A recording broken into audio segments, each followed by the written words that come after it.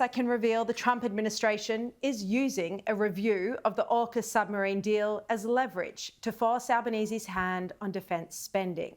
The United States President and his officials are frustrated, firstly, with Albanese's refusal to increase defence spending, secondly, his flippant attitude that defence is an issue of sovereignty, and they're also concerned about his commitment to the alliance and his refusal to robustly call out China's aggressions in our region. The Pentagon announced today a review of the AUKUS submarine deal in a dramatic move that puts into doubt our defence future. Now, senior national security sources told me today that Australia should have been proactive on the defence budget, particularly after Europe signed up to a 3.5% target. Yet Australia's position was to keep spending at just under 2%. And this was never going to be sustainable. It's considered a joke in the current strategic environment, which even the Prime Minister acknowledges is the most volatile in recent history. The Trump administration gave Australia time and space on the issue of defence spending so as not to interfere with our federal election cycle. They were also waiting to see the outcome. But confidential sources told me today the Trump administration is extremely serious about needing Australia to lift its game on defence spending. And this is irrespective of Jim Chalmers' budget constraints. US Defence Secretary Pete Hegseth made the point directly to our Defence Minister Richard Marles at the Shangri-La Dialogue in Singapore. And Marles then audaciously shied away from publicly revealing the figure that the United States was pushing Australia to spend. So Hegseth then put it out there publicly that in his view, Australia should be spending 3.5% of our GDP on defence. NATO members are pledging to spend 5% of their GDP on defence, even Germany. So it doesn't make sense for countries in Europe to do that while key allies in Asia spend less on defence in the face of an even more formidable threat. But this issue escalated further when Albanese said that defence spending was an issue of sovereignty. Well, I think that Australia should decide what we spend on Australia's defence. Simple as that. Look, what you should do in defence is decide what you need, your capability, and then provide for it. That's what my government's doing. We determine our defence policy here. I can reveal that the United States views that response from Albanese as unserious and staggering. The idea that Australia believes it should get a free pass from increasing our defence spend for no good reason when the rest of the world is prepared to play its part. The NATO partners and others have clearly seen the threat and are prepared to step up.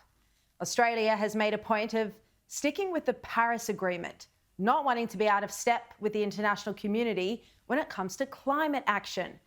And yet they're not taking the same attitude to defence spending.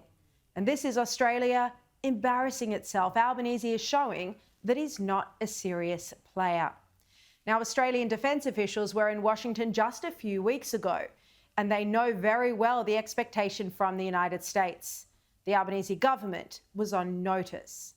Now, the third part to this AUKUS review is that the Trump administration is looking for Albanese to reinforce his commitment to the US alliance more broadly. The view is that he should be prepared to call out China, something he's refused to do even when China takes egregious action against Australia.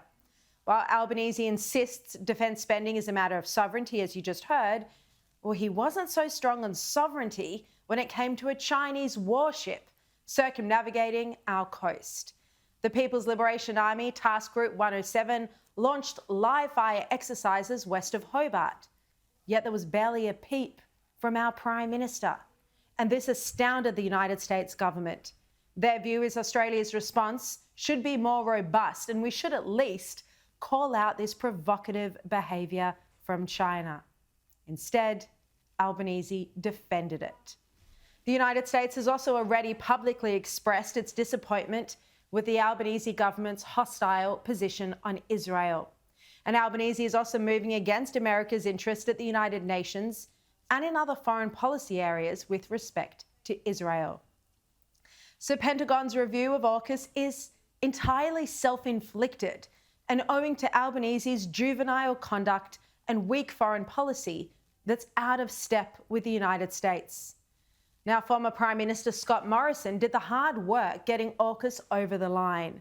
And now Albanese could lose the deal. Morrison today said the Albanese government needed to keep making the case for AUKUS.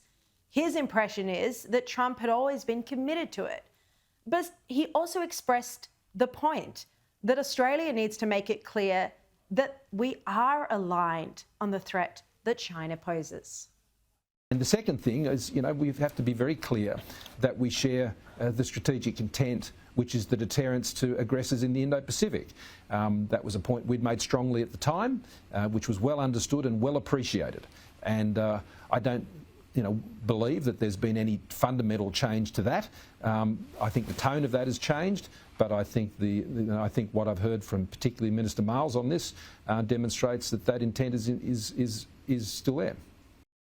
So that was Morrison speaking to Kieran Gilbert, and he was very diplomatic there, as you heard, when he said there'd been a change of tone from the Albanese government on China. I mean, that's for sure, there's been a change of tone. Now, many commentators and media outlets were today urging Albanese to renegotiate AUKUS as the Pentagon reviews whether to dump or change the deal. But as I said, this isn't particularly about AUKUS. It's about defence spending and our attitude to the alliance. Former Australian ambassador to Washington, Joe Hockey, realises that defence spending was the major sticking point. We've learnt from Ukraine, if you don't make your own weapons, if you don't build your own military, then you can't necessarily rely on foreigners to pick up the tabs when you really need it. We partner with them, we need them as a partner, but we have to have our own industrial base. Unless Albanese changes his tune in the next few days, he won't have an easy meeting with Trump on the sidelines of the G7. Now, Albanese may not personally care about that. Trump is out of favour politically in Australia, but he should care. Trump controls the US commitment to AUKUS, which is critical for the protection of our nation. Now, primarily, the AUKUS review is leverage over Albanese for an increased defence commitment. Trump has got Albanese over a barrel. And if he loses AUKUS under his watch, it would be disastrous, particularly if he loses it because of his stubborn refusal to commit to a higher defence spending target. Now, we know the Prime Minister isn't the smartest tool in the shed, but surely even he realises it wouldn't be great for his own legacy if he destroyed AUKUS and left Australia vulnerable to attack.